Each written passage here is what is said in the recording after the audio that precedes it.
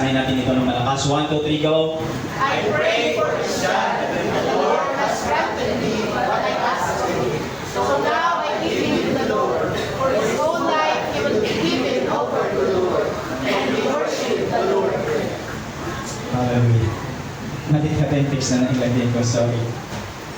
Okay, ito po sa maliit, Hebreo 11:20. Ang sabi dito, dahil sa pananampalataya, basahin ko na lang. Sinabi ni Jose na siya'y malapit ng mamatay ang tungkol sa pag-alis ng mga Israelita sa Egypto at ipinagbilin sa kanila na dalhin ang kanyang mga buto sa kanilang pag-alis. It was by faith that Joseph, when he was about to die, said confidently that the people of Israel would leave Egypt. He even commanded them to take his bones with them when they left. Father God, salamat Panginoon sa salita mo na pag-aaralan namin sa araw na ito. Patuloy na hinihiling namin ang kapangyarihan ng banal na Espiritu na sumama, mangusap, magturo, Panginoon. Lord, without your presence, hindi namin maunawaan. Without your power, hindi namin maintindihan ang iyong salita. Dahil ikaw ay Espiritu, ang mga salita mo ay espiritual.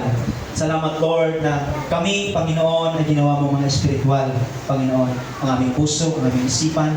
At naniniwala ako na sa umagang ito ay patuloy ka at ilos, mangungusap sa aming mga espiritu at kaluluwa, Panginoon. Salamat Lord, bless your word this morning. May mga bagay ka na nais sabihin, iparating. Higit sa lahat, Panginoon, kami po humingi ng tawad kung may pagkukulang, pagkakamali. Itama, Panginoon, ang aming puso. Nang sa ganon, Lord, maging karapat-dapat kami sa inyong banal na salita, Lord. Na ang salita mo, Panginoon, ay patuloy na pumilos sa aming buhay, aming maipamuhay, maging rima, Panginoon. Malangaran namin ito, Panginoon, na naayon sa kalooban mo. Salamat sa umagang ito. Pagpalain mo po ang bawat isa na naririto. Salamat, Lord, sa pag-ibig mo. Salamat sa pagkilos mo. Salamat, Panginoon, sa mga magagandang bagay na ginawa mo na mula pa kanina. At naniniwala ko marami ka pang gagawin habang kami, Panginoon, ay nakikinig at nag-aaral ng salita mo. Ikaw ang mangusap, patuloy mo kong itago, Panginoon, sa inyong likuran. Maraming salamat at sinasaway namin anumang hadlang ng kaaway, anumang plano ng kaaway sa lugar na ito. Tinatalian namin sa pangalan ng Jesus. Ang Espiritu ng Diyos lamang ang makakilos. Salamat, Lord. Speak to your people. Abutin mo, Panginoon, ang pangangailangan ng bawat isa sa umaga ito. Maraming salamat, Ama. In Jesus' name. Amen. Amen. Hallelujah. Hallelujah. So, sabi dito, it was by faith that Joseph, when he was about to die, said confidently that the people of Israel would leave Egypt. He even commanded them to take his bones with them when they left. So, ito po yung time na kung saan si Joseph ay malapit na po siya na mamatay. No? At dahil siya ay tao na puno ng pananampalataya, naniniwala siya na sa pag-alis ng mga Israelita, dahil itong time na ito ay nasa Egypt siya. No? Pag-alis ng mga Israelita, kasi naniniwala si Joseph na may promise ang Lord sa buong Israel na alisin sila doon sa Egypt. Ibabalik sila doon sa promised land. At ang sabi niya, ipinagbilin niya, kahit hindi pa dumadating yung time na yon, ipinagbilin niya na yung kanyang buto na pag siya namatay ay dadalhin ng mga Israelita. So sa umagang ito, welcome po sa bawat isa. Salamat na tayo ay patuloy na pinagtatagumpay ng Lord. Dahil kung ikaw ay walang pananampalataya, naniniwala ako, lahat tayo, mayroon tayong nagagawin sa araw na ito. Lahat ng tao busy, pero dahil may pagmamahal ka, may pananampalataya ka, at naniniwala ka na ang Diyos na ating pinupuntahan sa lugar na ito ay tunay na Diyos. Diyos na nagbabago ng buhay, Diyos na nag-iingat sa atin, nandito ka sa umagang ito. Sabihin mo sa katabi, kapatid, congratulations, dahil nandito ka sa umagang ito. Pinagpala ka ng Panginoon. Amen? Lahat tayo busy. Minsan may mga lakad, may mga gagawin, pero nandito ka, inuno mo ang Lord. Naniniwala ko, ang Lord may gagawin sa buhay niya. So sa umagang ito, ang topic po natin ay, pinagpagatan ko po nga, becoming a role model of faith that we have. Maging role model. Be a role model. No? Tayo may mga pananampalataya sa Diyos. So mahalaga, no? Na ikaw na may pananampalataya sa Diyos, dapat maging model. Diba? Maging good role model. Diba? Maging role model. Kung anong pananampalataya na meron ka, dapat maging modelo ka na tularan ng iba. Kapag sinabi natin role model, ano ba ibig sabihin ng role model? Sabi dyan, ayan. Role model models such as, kagaya siya ng mga parents, di ba? May mga modelo natin yung ating mga magulang, teacher, sabi dyan, or public figure, di ba? May mga tao tayo minsan sa public na ginagaya, di ba? Whose behavior, achievements, and values are admired and emulated by others, particularly youth. Di ba? Kadalasan pala yung, tawag ito, yung ginagaya ng mga kabataan, yung mga parents, yung mga teacher, yung mga youth pala, yung mga kabataan, kadalasan, yun yung tinitignan nila, yung mga public figure, yung mga kilala na mga tao. Ang sabi dito, ang isang role model sa isang positive examples dapat, guiding decision, fostering personal growth, and setting standard for success, di ba? Yung mga role model pala natin, sila yung ating mga positive example. May mga nakikita tayo sa kanila na maganda, di ba? Tapos sila yung ating sinusundan. Guiding decision, fostering personal growth, di ba? Ginagaya natin. Setting standard for success. Gusto nating sundan yung kanilang tagumpay, di ba? Tagumpay. So, tayo bilang mga Kristiyano at tagasunod ng ating Panginoong Hesukristo, hallelujah. Tayo ay matapos nating mapalakas sa ating pananampalataya, mahalaga sa bawat isa na tayo rin ay maging role model, di ba? Kung ano yung ating pinananampalatayanan, dapat ipinapamuhay natin yun, di ba? At lahat na nakatingin sa atin, pwede nilang gayahin, pwede nilang sundan, di ba? Di ba? Pwede nilang sundan. Sinasabi sa Biblia na napag-aralan natin noong nakaraan na lahat ng tao ay mayroon pong kanya-kanya sukat tayo ng pananampalataya. Amen? At ang pananampalataya yan, ang napag-aralan natin na dapat natin yan palakasin. Di ba? At yung pananampalataya na pinalakas natin, dapat sigurado tayo na tama yung ating pananampalataya. Ito yung nakabase dapat sa Biblia. Kasi sabi, yung pananampalataya lamang na inaaprubahan ng Diyos, ito yung pananampalataya na nakalinya doon sa Biblia. At napag-aralan din natin na yung pananampalataya, sa pamamagitan pala ng pananampalataya natin, doon nakasalala yung ating tagumpay, yung ating kabiguan. At hindi lamang yon dito sa mundo, kundi doon din nakasalalay sa pananampalataya natin yung ating buhay na pang walang hanggan. Tandaan po natin. Hallelujah. At yung makikita po natin sa Biblia, maraming men of faith sa Bible. Pero nagsimula po yung pananampalataya. Nagsimula ang Diyos. Sinimula ng Diyos doon sa nabuo. Sabihin natin, nabuo yung pananampalataya doon sa kay Abraham. Di ba? Makikita natin, doon sa kay Abraham, napakataas ng faith ng tao sa Diyos. Di ba? At yung si Abraham, meron na siyang pananampalataya, naipasa niya naman ito sa kanyang anak na si Isaac. Kung susundan natin doon sa Genesis. Tapos nung si Isaac na, sa time ni Isaac, kung napag-aralan po natin. Sa time ni Isaac, yung faith po ay biglang tawag doon yung parang na-stagnant siya sa time ni Isaac. Tapos bigla siyang, doon kasi kay Abraham mataas yung pananampalataya ni Abraham. Pagdating sa anak niya, parang tumigil tapos medyo bumaba yung faith. Kung titignan natin. So, doon sa buhay ni Isaac, makikita natin, posible na yung magulang ay mataas ang pananampalataya sa Lord, nagsiserve sa Diyos, masipag sa gawain, diba? Pero yung kanyang pamilya, yung kanyang tahanan, ay pwedeng tumigil yung faith o walang pananampalataya. Pwede tingnan natin sa Biblia. Kasi kung makikita natin doon sa tahanan ni Isaac, kung nabasa natin, sino nakabasa ng kwento doon sa Genesis? Doon sa tahanan ni Isaac, makikita po natin na yung walang kultura ng pananampalataya. Hindi siya ganun ka-establish. Di ba? Kasi saan mo ba makikita, di ba, na sila, di ba si Abraham, yung founder of faith, tapos sila yung mga anak ng founder of faith, tapos pag pumunta ka sa bahay nila, nag-aaway yung magkakapatid, di ba? Hindi sila magkasundo. Yung mag-iina, mag-ama, naglulukuhan, nagdadayaan, di ba? Makikita natin, si Isaac, mayroon siyang dalawang anak. Si Esau at si Jacob. No, may dalawa siyang anak. Itong si Jacob, makikita natin doon sa loob ng tahanan, dinaya niya yung kanyang kapatid, yung kanyang ama, di ba?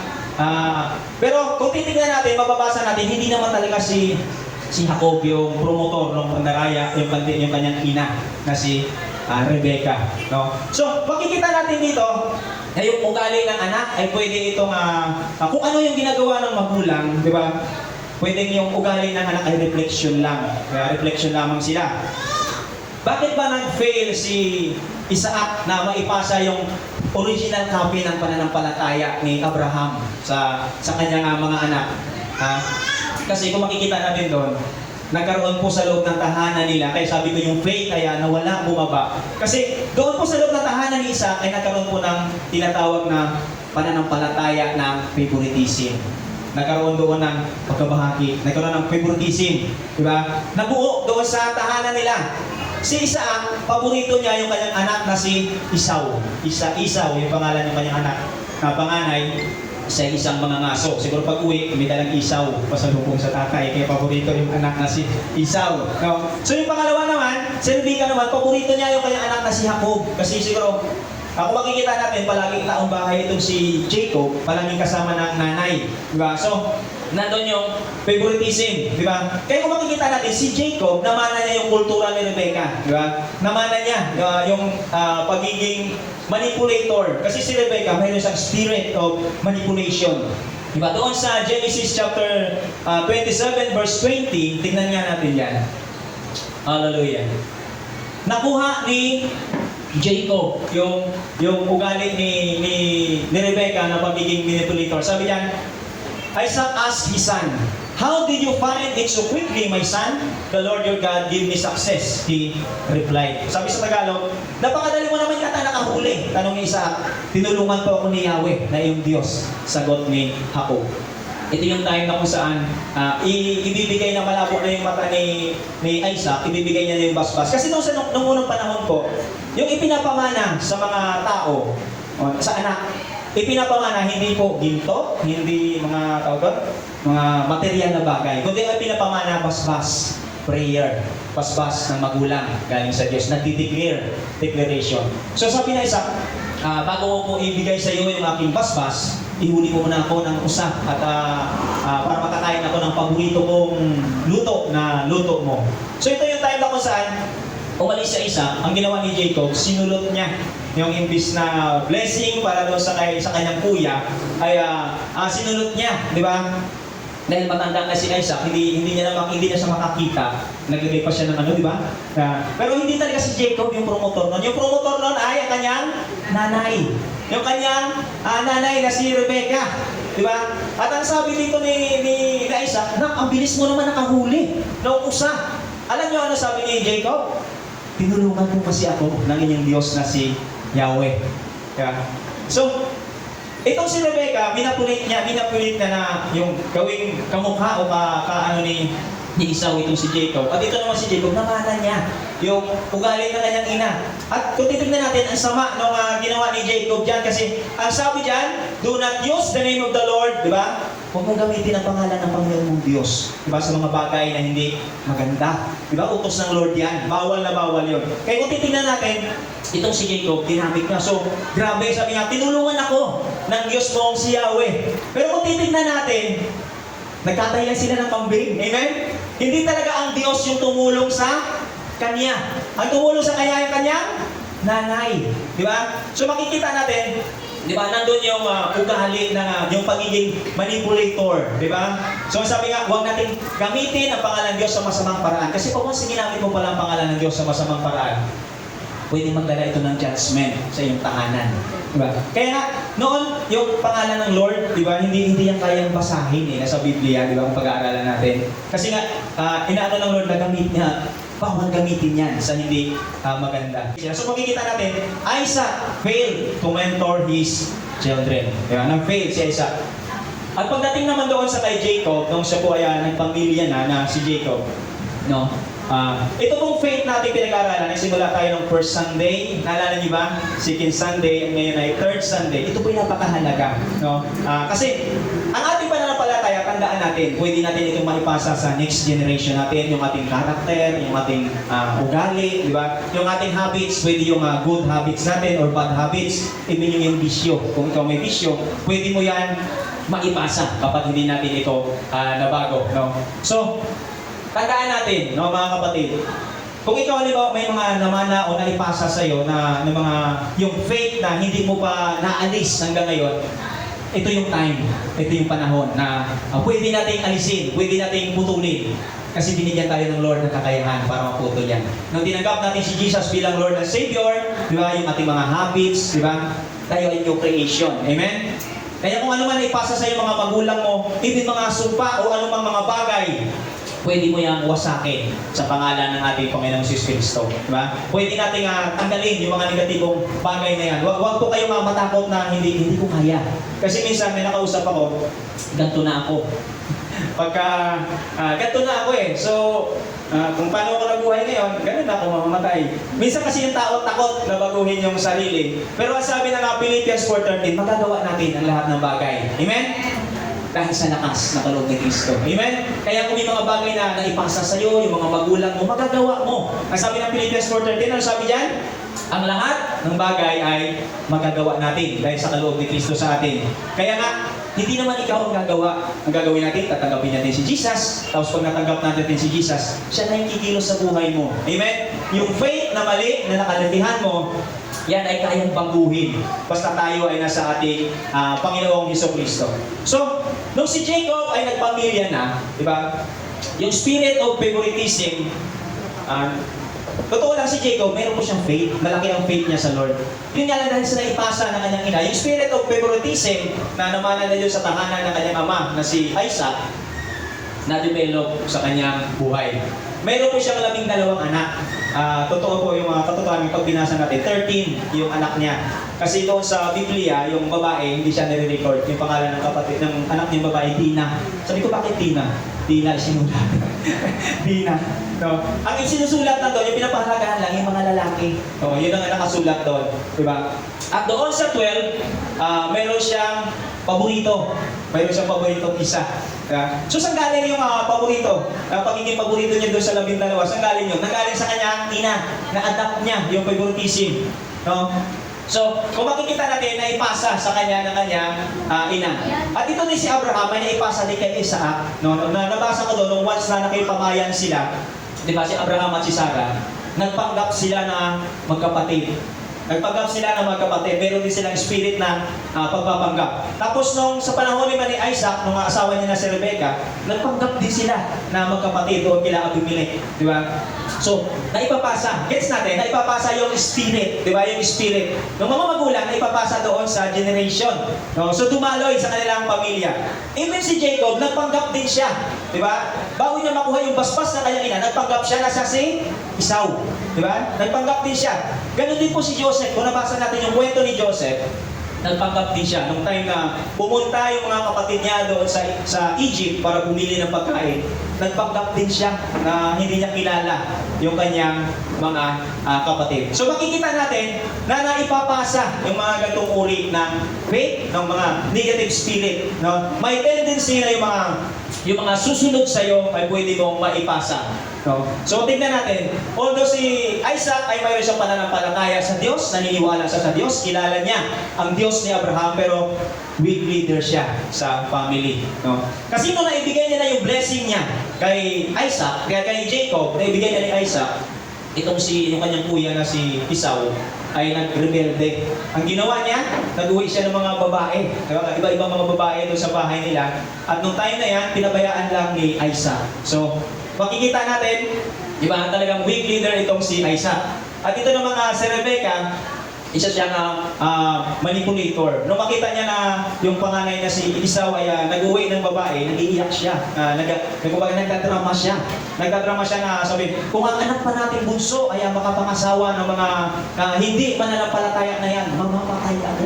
Diba? Yun yung palagi niya sinasabi kay Isaac, no? Yung sinasabi ng sa kanyang asawa. Ginagamit niya yung pagdadrama kasi gusto niya na si Jacob ay mapunta doon sa kanyang tiyo Laban sa Mesopotamia para doon tumira, di ba? Para doon makapag-asawa. Ginamit ito ni Rebecca para lang masunod yung kanyang gusto. Kasi kailangan magdesisyon si Isaac para sa side niya, sa side ni Rebecca. Tapos, hallelujah.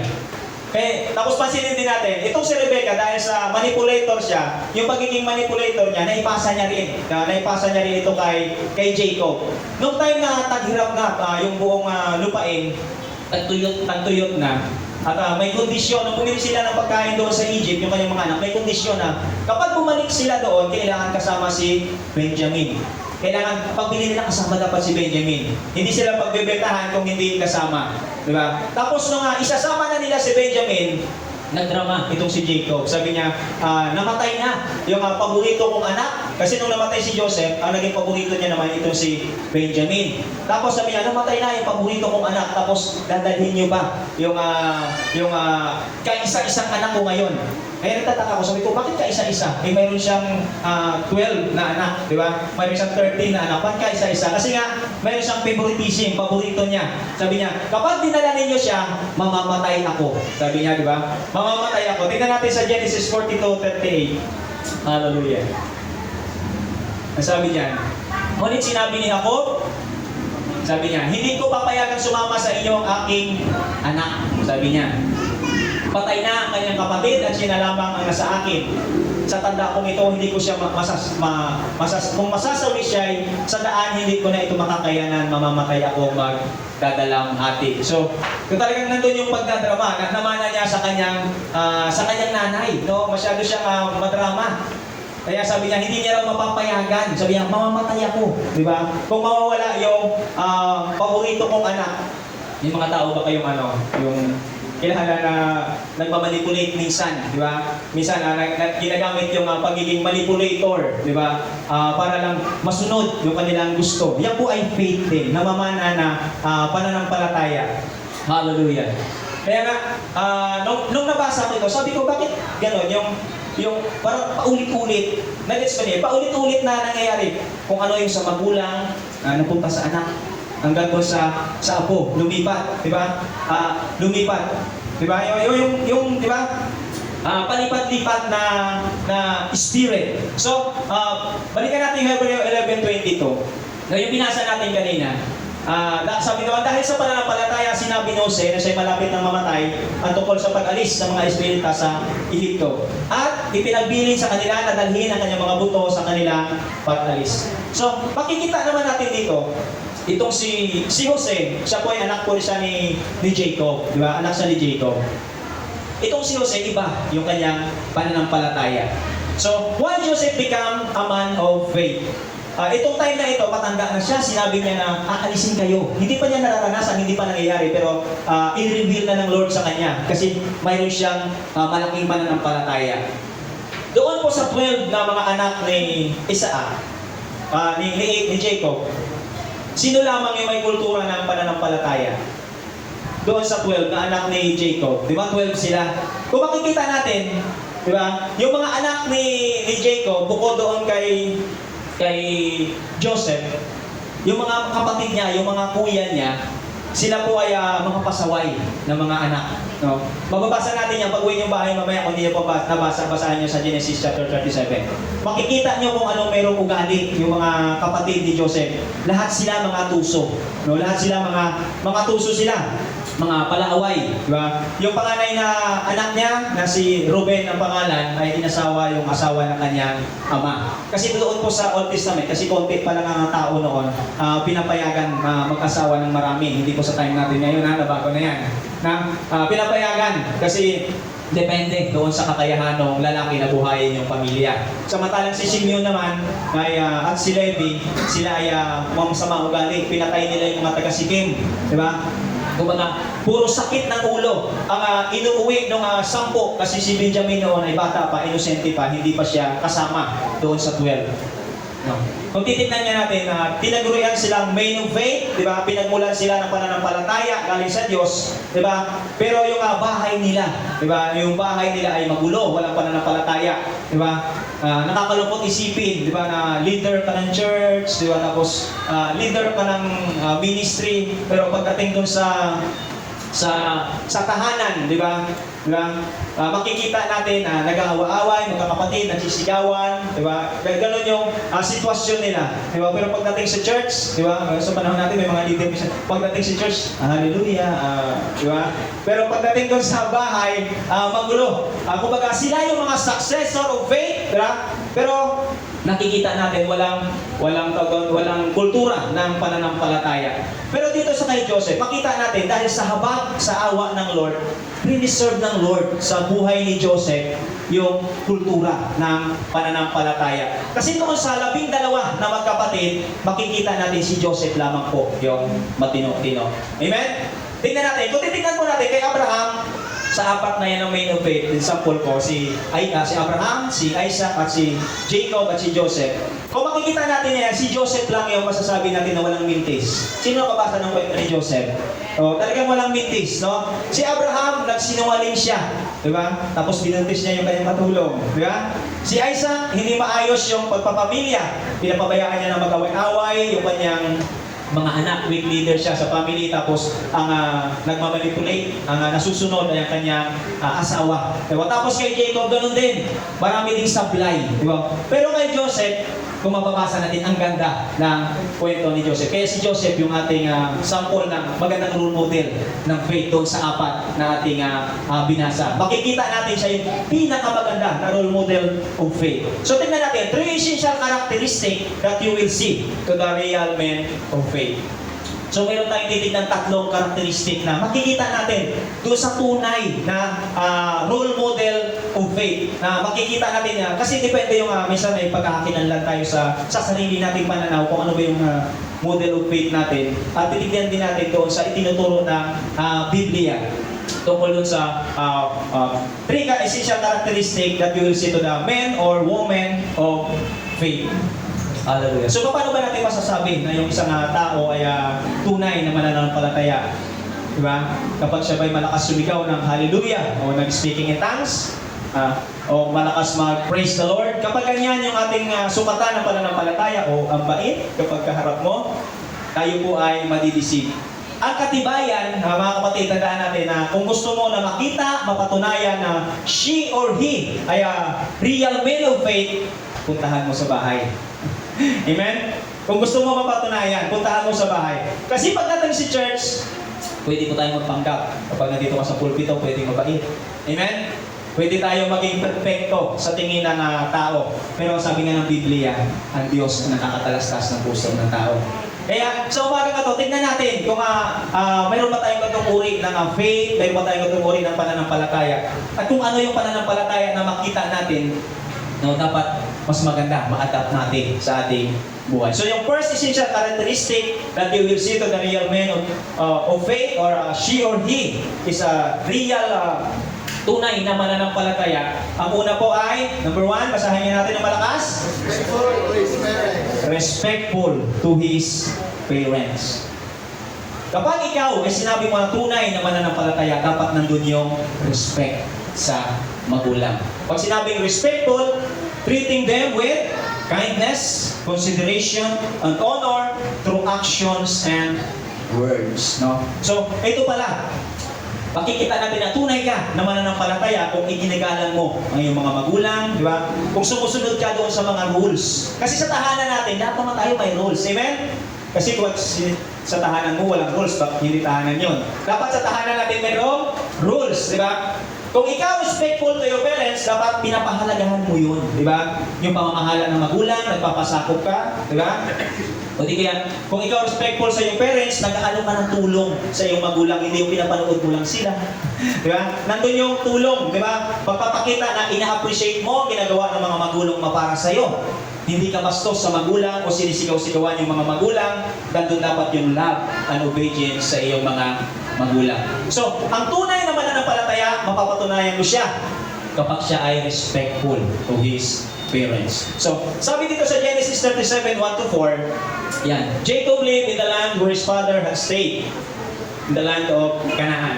This is the account of Jacob's family line. Joseph, a young man of 17, was tending the flocks with his brothers, the sons of Bilhah and the sons of Zilpah. His father's wives and brought their father a bad report about them. So, babasahin ko sa Tagalog. Nilagay ko rito. Si Jacob ay nanatili sa Canaan sa lupang tinitirhan ng kanyang ama. Ito ang kasaysayan ng kanyang sambahayan. Nang si Jose ay 17 taon na, nag-aalaga siya ng kawan kasama ang kanyang mga kapatid sa ama. Ang mga anak ni Bilhah, Zilpah na mag-asawang lingkod ng kanyang ama, alam niya ang masasamang gawain ng kanyang mga kapatid, kaya ang mga ito'y sinumbong niya sa kanyang ama. Mas mahal ni Israel si Jose, kaysa sa ibang mga anak sapagkat matanda na siya ng ito'y silang, ginawa niya ito ng damit na mahaba at na may manggas ng mahalata ng mga kapatid ni Jose na mas mahal siya ng kanyang ama, kinamahuian siya ng mga ito at ayaw siyang pakisamahan mabuti. So makikita natin dyan, inilihad dyan kung ano yung ugali ng mga kapatid ni Joseph. Samantalang si Joseph, makikita natin sabi niya, mas mahal siya ng kanyang ama. Di ba? So makikita natin dyan, yung mga kapatid ni Joseph, mga pasaway sila. Mga pasaway sila, mga anak, puro sila kalukuhan. Kapag nakatingin yung magulang, siguro bait-baitan, pag nandyan si mama, saka si papa, di ba, magalang, di ba? Pero kapag wala, kapag kasama yung mga tropa, yung ibang tao, ibang pananampalataya yung nakikita sa kanila. At makikita natin si Joseph lang, yung may kultura, yung matino, di ba? May kultura ng pananampalataya. Kaya kung makikita natin, hindi nakapagtataka na si Joseph yung ginamit ng Diyos, di ba? Yung ginamit ng Diyos para ma-preserve yung kanilang lahi, yung lahi ng mga Israelita. Di ba? Kaya nga, makikita natin, hindi naman talaga siya perfect si Joseph, pero kasi makikita natin may ugali din siya minsan na bigmat, may pagkamadaldal. Di ba? Madaldal siya, makwento. Pero makikita natin dyan, yung tunay na mananampalataya, di ba? Yung essential characteristic na makikita natin kay Joseph, siya ay masunurin sa kanyang magulang. At ang sabi dito sa Ephesians chapter 6, 1 and 2, ang sabi diyan, may mga anak ba rito? May mga anak ba rito? Yes, may mga anak. Ang sabi dito, children, obey your parents in the Lord, for this is right.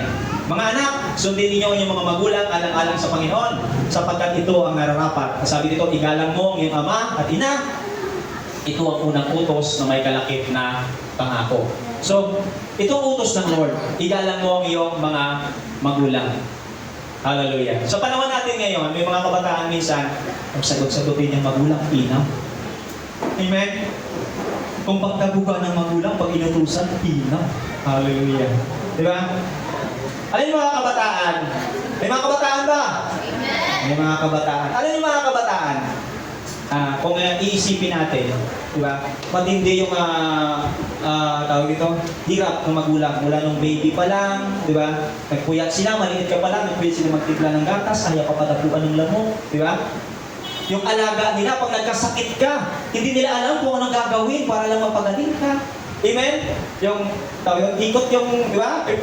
Talagang nakakalungkot, may mga kabataan ngayon, wala silang respeto sa mga magulang. Amen? Masasabi natin sa term natin na walang utang na loob. Di ba? Pero ang sabi ng Biblia, ano sabi ng Biblia? Ano sabi ng Biblia? Igalang mo ang iyong ama at ina. Ito ang unang utos, di ba?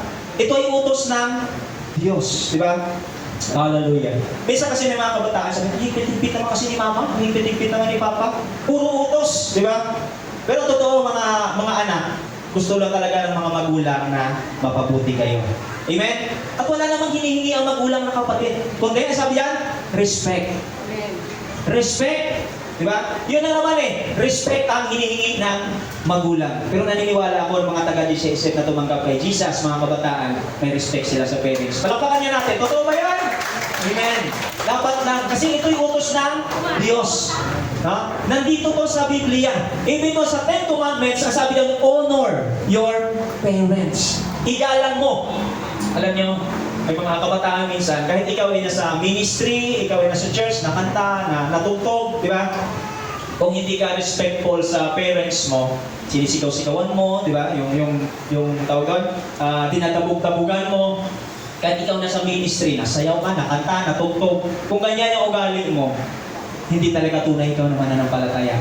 Ano lang, artista ka lang, religion lang yan. Amen? Kasi kahit ikaw present every Sunday, dating ka ng church maaga, diba? Walang absent. Yes, maganda po yun. Pero kung hindi mo, iginagalang ang iyong mga magulang na ginamit ng Diyos para erase ka, religion lang ang meron ka. Amen? So si Joseph, pakikita natin, magalang siya sa kanyang mga magulang, inutusan siya. Puntahan mo yung mga kapatid mo doon, dala mo pagkain. Diba? Wala siya reklamo. Wala ko nakita doon na nagreklamo siya. Tawag doon, tignan mo kung nasaan na sila. Masunuri siya, mayroon siyang respeto. Diba? Meron siyang respeto sa kanyang mga magulang. Kaya, bumabasa natin ito kanina doon bago sa simula. Yan, ginawan pa siya ng kanyang ama ng magandang damit. Kasi binigyan siya ng reward. Diba? Binigyan siya ng reward. Yan siya ay respectful. Kaya nangyari tuloy, nainggit pa tuloy yung mga kapatid niya sa kanya. Kaya nga makikita natin, si Joseph, di ba? Siya ang pinireserve ng Lord para doon sa faith na mayroon yung kanyang mga ninuno. Kasi nandun yung respect niya sa kanyang mga magulang. Samantalang yung 10, nag-aaway-away, di ba? Nagbubugbog, di ba? Nananakit. Kasi kung ikaw tunay na mananampalataya ni Kristo, dapat nakukuha natin yung wangis ng ating Panginoong Jesucristo. Hallelujah. Sabi nga ng Biblia, di ba? Paano mo masasabi na mahal mo ang Diyos kung yung kapwa mo? O sabihin natin, paano mo masasabi na mahal mo yung mga magulang ang Diyos kung ang mga magulang mo na nasa harap mo hindi mo kaya mahalin at hindi mo kaya irespeto? So napakahalaga, no? Napakahalaga. Hallelujah. Minsan may mga magulang tayo, minsan na sa tingin natin, di ba? Yung hindi sila kagalang-galang. Kasi hindi naman lahat ng mga magulang. Kasi may mga magulang din minsan na talagang yung hindi sila responsibility sila sa kanilang mga anak. Pero tandaan natin mga anak, magulang pa rin sila. Sila pa rin ang ginamit ng Diyos. Kumbaga, deserve pa rin nila yung respetuhin sila kasi sila pa rin yung ginamit ng Diyos para ikaw mabuhay sa mundong to. Minsan kami nakausap ako, bakit gano'n yung nanay ko? Bakit gano'n yung tatay ko? Naniniwala ako kapag ganyan, nakaranas ka ng gano'n, mayroon pong purpose ang Lord. May layunin ang Lord kung bakit gano'n yung magulang mo. Kailangan lang mawala yung tamang perspective natin. Di ba? Kumbaga, mayroong pinapagawa ang Lord sa iyo para yung mga magulang mo. Kung mali man yung tingin mo sa magulang mo, mayroong pinapagawa ng Lord para ang bagay na yung maayos. Amen? Hallelujah. Kaya na kapag sinabi natin born again Christian tayo, mananampalataya tayo, tapos wala tayong respeto sa ating mga magulang, kalarawan lang natin yung mga unbeliever. Diba? May marami nga minsan mga unbeliever ng mga kabataan dyan, nagpupo, diba? Nagmamano sa mga magulang. Ngayon sa time natin, madalang na yung nagbi-bless. Totoo ba? O sa mga tahanan, diba? Pag-uwi ng bahay yung magmamano, pag-uwi sa magulang o sa lolo o sa lola, halos ano na siya. Sabi kasi ano tawag? Computer age, ano tawag? Nasa ano na tayo, di ba? Pero hindi dapat mawala yan. Kasi ano yan yung talagang diyan nagpapakita ng respect, di ba? Yung respect. Dapat na ipakita yung magulang, di ba? Hallelujah. Minsan may mga anak, naubusan lang ng ulam, di ba? Nagkakahit na. Diba? Nalaki yung mata, nalaki yung muscle, pupunin yung damit, nagiging kulay green. Hallelujah. Mayroon mga Hallelujah. So, mga anak, sabihin mo nga sa katabi mo, anak, respect your parents. Amen? Palakpakan natin ang Panginoon dahil utos ng Lord yan. Yan ang nais ng Lord. Diba? Being a role model, alam nyo, dahil tayo na sa Panginoon, ang tao nakatingin sa iyo. At ikaw, nakatingin ka sa magulang mo. Diba? Kapag ngayon pa lang, halimbawa, noon hindi mo nirespeto, pero narinig mo yung salita ng Lord, pinalambot mo puso mo, sinunod mo. Nirespeto mo yung magulang mo. So naputol yung unrespect, di ba? Pumalit yung respeto.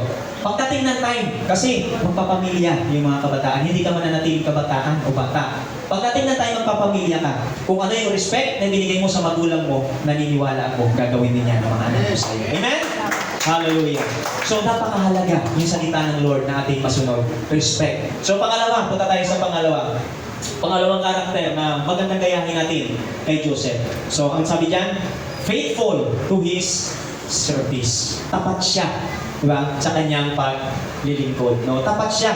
Makakitaan natin si Joseph, isa sa taong tapat. Hallelujah. Ang sabi dito, faithful, being steadfast in affection, loyal, and true to promise, duty, or an original standard. Devoted, trusted, constant, true-hearted, and accurate. No? So, ito pala yung ibig sabihin ng faithful, di ba? Loyal, tutungo sa kanyang pangako, sa kanyang duty, may original standard, devoted. Ang isang tunay na mananampalataya ay faithful to his service. Hallelujah. Ang una po nating service bilang mga mananampalataya ay ang Panginoon. Amen? Pangalawa, ang ating trabaho, ang ating tahanan, ang ating mga trabaho. So napakahalaga na taglayin natin yung katangian ng pagiging isang faithful. Sa panahon natin, may mga company na kapag nag-apply ka ng trabaho, kadalasan na tinitignan nila yung sa biodata, resume na kasi ngayon sa amin nun, also biodata. Ang tinitignan doon ay kung ano yung religion mo. At kapag nakalagay doon ay born again Christian, may posibilidad na mas piliin ka kaysa doon, o mas matanggap ka kaysa doon sa mga kasabayan mo, sabihin natin, mas marami kayo. Mas may posibilidad kapag nakalagay na born again Christian. Di ba? Mas may posibilidad na ma-hire ka. Kasi iniisip ng mga may-ari ng company, yung mga born again Christian, mas less evil sila. Di ba? Mas mabait sila. Mas tapat sa trabaho, mas mapagkakatiwalaan. Bakit ganon? Dahil ba sa siguro nakita mo na, pogi ako, kaya ako natanggap, kahit mas mataas yung tinapos nila. Hindi po. Tinitignan doon, kapag sinabi kasi born again Christian, nakadikit yung pangalan ni Kristo. Amen? Pag sinabing Christian, nandoon yung pangalan ni Kristo. At nag-i-expect yung mga employer na kapag ikaw isang Christian, kapag tinanggap ka nila sa company nila, nag-i-expect sila na tapat ka, na hindi mo ibubulsa yung rent pag uwi mo bahay. Di ba? Nag-i-expect sila na honest ka. Di ba? Yun yung tinitignan nila. Di ba? Yun yung kasi nakita, Christian. Oh. Kaya nga kapag ang mga believer ay may nagawa ng kahit kunting mintis o sablay, di ba? Sasabihin ng employer, Christian yung ginayad ko para mas okay, pero di ba? Mayroong nasasabi, di ba? Kapag ganyan yung nangyayari, kasi nag-expect sila na yung Christian na tinanggap nila ay maganda. Hallelujah. At even yung mga taga-mundo, nag-expect sila kapag born again Christian, nandun yung faithful in service. Kaya nga kapag mayroong mga Kristiyano na nasa trabaho, nasa company, itinakbo yung rent, itinakbo yung pera, o itinakbo yung mga bagay, yung pasahod, di ba? Nakakatiya, di ba? Ang larawan ng isang tunay na mananampalataya ay faithful to his service, di ba? Faithful to his service. So, makikita natin sa buhay ni Joseph, faithful po siya sa kanyang paglilingkod. Faithful siya. Sabi sa Genesis chapter 39 verse 2 to 4, hallelujah. Sa buong panahon ng paglilingkod ni Jose sa bahay ni Potiphar ay pinatnubayan siya ni Yahweh. Ano mang kanyang gawin ay nagtatagumpay. Di ba? So, napansin ni Potiphar na tinutulungan ni Yahweh si Jose. So makikita natin, dahil tapat, di ba? Dahil si Joseph ay nasa Panginoon, nasa Diyos, mahal na ang Diyos. Lahat na kanyang ginagawa, tapat siya. May nakatingin o wala, nagtatrabaho siya ng tama. Hindi siya nagdadaya. Di ba? Ano yung nakatas sa kanya, ginagawa niya. At napansin ng kanyang employer. Di ba? Kaya ano ginawa sa kanya? Nakatanggap siya ng promotion. Di ba? So makikita natin yan, yung unang-unang employer ni Joseph ay si Potiphar. Di ba? Ito yung first working experience niya abroad. Abroad kasi galing siya ng Kanaan, dinala siya sa Egypt. Di ba? Dinala siya sa Egypt. So, makikita natin talaga na faithful siya kasi may mga OFW minsan, maraming mga Kristiyano na nadidemote sila sa ibang bansa kasi hindi sila faithful, 'di ba? Sa trabaho, na napapauwi sila, 'di ba? Na nanakaw, na mga bagay na hindi maganda, 'di ba? Kaya nga kapag may mga Kristiyano na yan, di ba, nasisira yung public figure kung tawagin, di ba? Kaya nga, sinasabi ng Lord, di ba, ano man yung gawin natin, kailangan mag-serve tayo na sa Panginoon tayo nagsiserve, hindi doon sa tao, di ba? Kailangan dala-dala natin yung katapatan ng ating Panginoong Jesucristo. May mga tapat pa dito. Yes, salamat sa Panginoon. So makikita natin, di ba? Hallelujah. Si Joseph, faithful siya kay Potiphar. Yun nga lang, nagka-crush yung asawa ni Potiphar kay Joseph. Di ba? Nagkagusto. At even doon, talagang si Joseph hindi nabago yung kanyang katapatan. Araw-araw siya na tinutukso ng asawa ni Potiphar. Pero sabi niya, kung ibinigay lamang sa akin ng aking Panginoon na trabaho ay ang paglikuran yung kanyang sambahayan at hindi ka kasama. So, si Joseph, pakita natin, di ba? Inahabol siya, nahubaran na siya kasi araw-araw siyang kinukulit ng asawa ni Potiphar, di ba? Pero dahil si Joseph ay tapat siya sa Diyos, tapat siya sa kanyang pinaglilikuran na amo, dahil sa kanyang katapatan, nakulong pa siya. Amen? Nakulong pa siya, napagbintangan pa siya. At kahit nung siya nasa bilangguan na, makikita natin, si Joseph hindi na bago yung kanyang katapatan. Minsan may mga tao na napagbibintangan. Ito, minsan may mga sitwasyon, napagbintangan. na gumawa ng masama. Hindi naman talaga gumawa ng masama. Pero nung nakulong, gumawa na sila ng masama kasi nag-rebelde na. Eh, pinabintangan din naman ako. Gawin ko na kung ano yung binibintang sa akin. So, yung heart, wala yung faithfulness. Pero si Joseph, faithful pa rin siya. Kaya nga, even sa kulungan, nung nasa kulungan na siya, napansinan na siya ng mga punong bantay. Di ba? At ang ginawa sa kanya, ginawa siyang tagapamahala ng buong kulungan. Di ba? Kung isipin natin yung pinagdaanan niya, grabe, pinagdaanan niya yung hirap.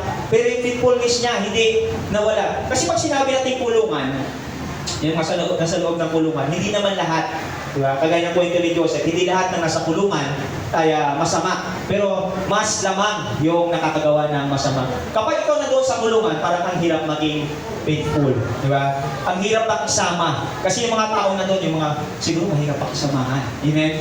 Matatapang. Pero si Joseph, dahil tapat siya, sinamahan siya ng Diyos, yung favor nasa kanya. Kaya sabi mo sa katabi mo, kapatid, ano man ang sitwasyon mo sa buhay, maging tapat ka lang. Ang pabor ng Diyos, matatanggap mo. Amen? Makakatanggap tayo kagaya ng nangyari kay Joseph. Di ba? At kung makikita natin, grabe yung pabor ng Lord sa kanya. Di ba? Dahil sa kanyang katapatan, pre-person ng Lord, nag-prepare ang Lord ng greater things sa buhay niya. At hindi niya in-expect yung future na kanyang matatamasa.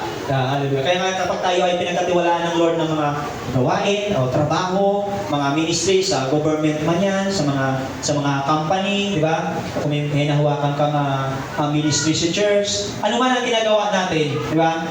Dapat nandun yung faithfulness. Diba? Maging faithful ka lang. Diba? Halimbawa ikaw may tinuturuan, maging tapat ka lang. 2 o 3 katao yung yung bina-Bible study mo. Alagaan mo, maging tapat ka lang. Basta ito yung sekreto para itaas ka ng Lord. Huwag mong habulin yung promotion sa ka man nagtatrabaho. Amen? Hayaan mo ang Lord ang mag-promote sa iyo. Maging faithful ka lang. Yeah? Kasi pag hinabol natin yung promotion, mag-fail tayo. Pero kung gawin natin yung ipinapagawa sa atin ng Lord, maging faithful tayo, ang Lord ang mag-promote sa buhay. Amen? Palakpakan mo ang Panginoon. Hallelujah. Hallelujah. Okay, punta tayo sa last. Sa pangatlo, hallelujah. Yung maganda nating gayahin kay Joseph. Sabi yan, responsible to his household. Yeah. Sabi yan, responsible means, sabi yan, having the duty to care for something, being the cause of an action or acting with good judgment and accountability. No? He or she is responsible to her household. Hallelujah. Isa po palatandaan na tunay na mananampalataya kay Kristo ang isang tao kapag siya ay responsible sa kanyang pamilya. No?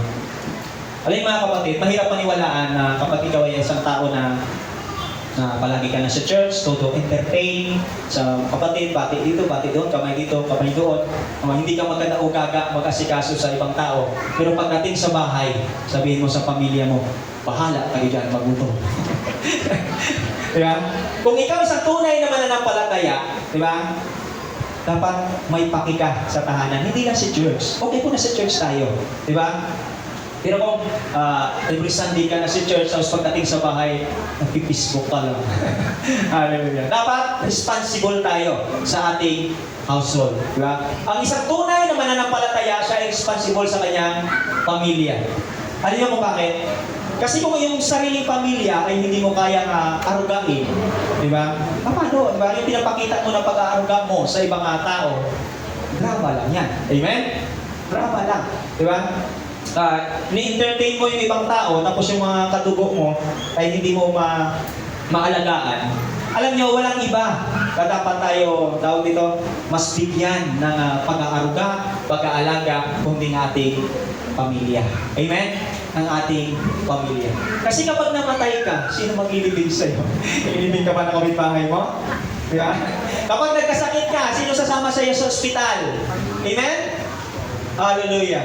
Sino ba dadamay sa'yo? Diba? Yung pamilya natin, yung nasa loob ng bahay. Kaya, you must be responsible to your own household.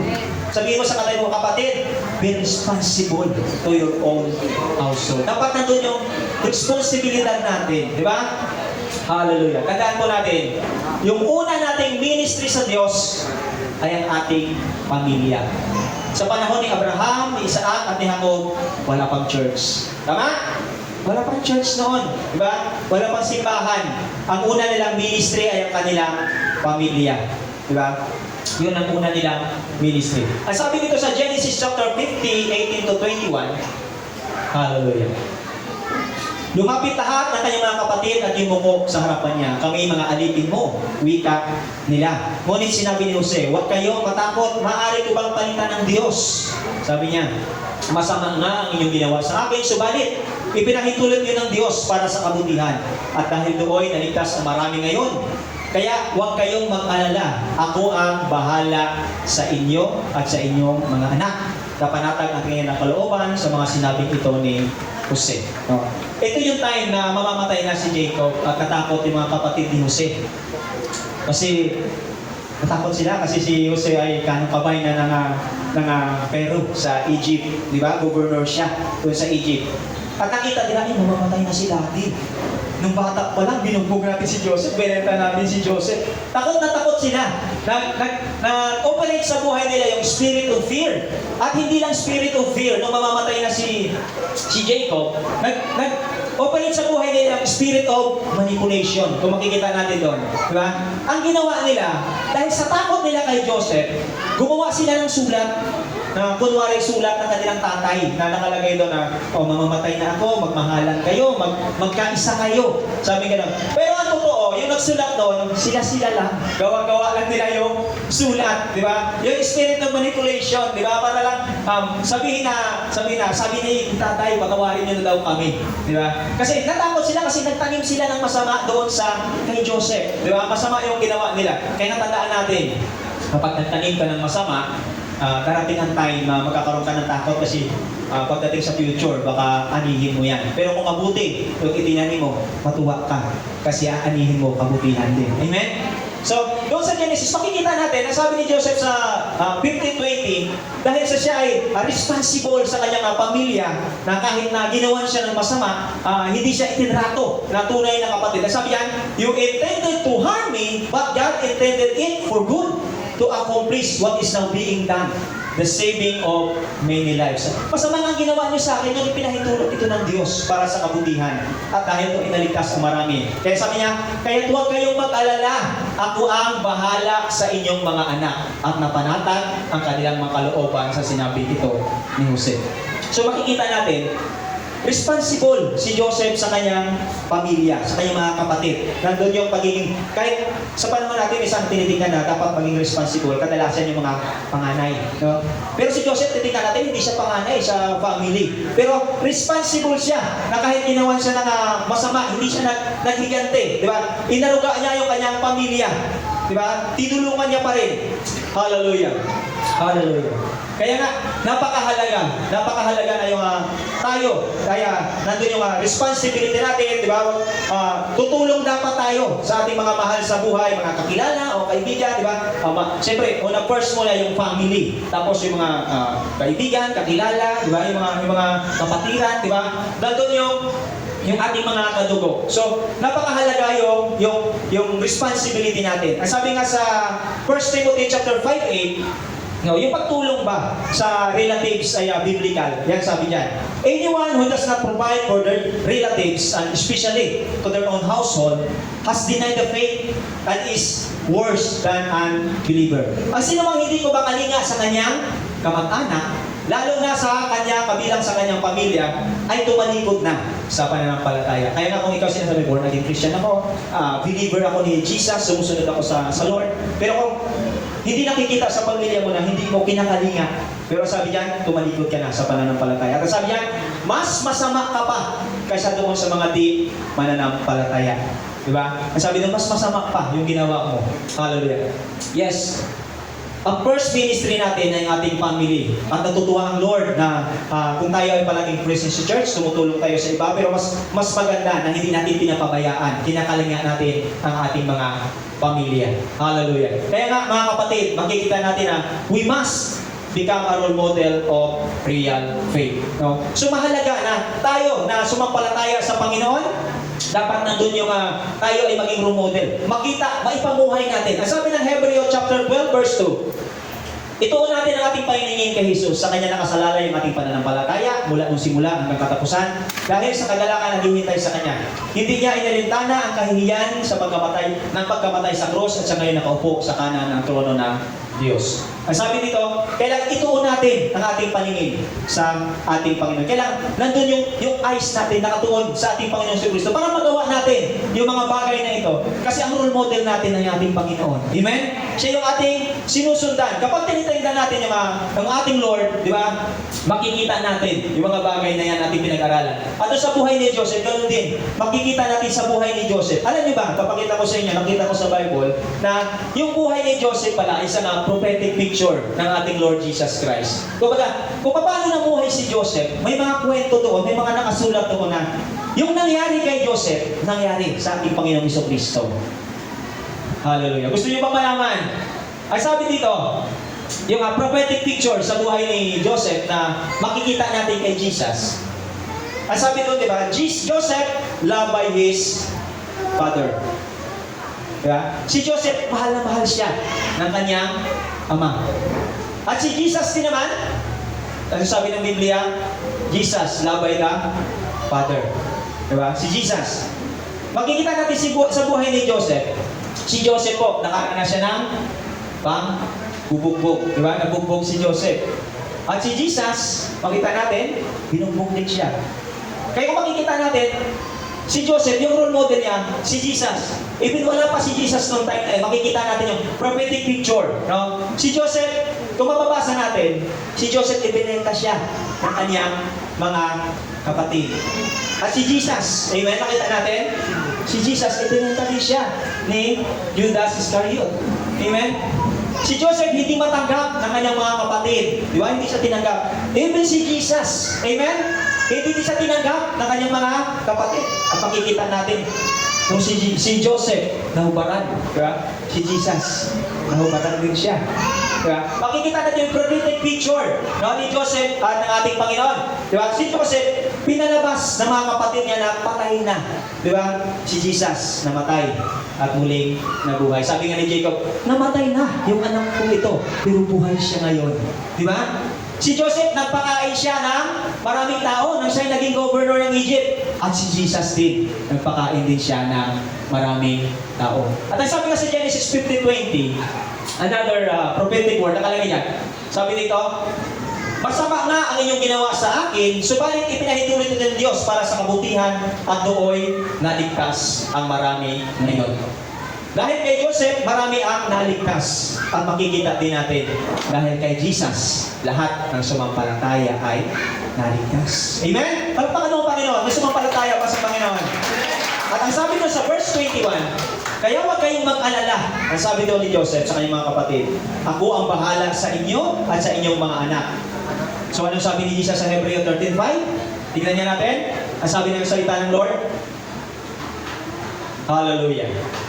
Huwag kayong mamukhang pera at masaya na kayo sa anumang nasa inyo sapagkat sinabi ng Diyos, hindi kita iiwan, hindi kita bababayaan. So, pakikita natin sabi ni Jesus, huwag kang mag-alala. At ang pangako din ng Lord, huwag kang mag-alala.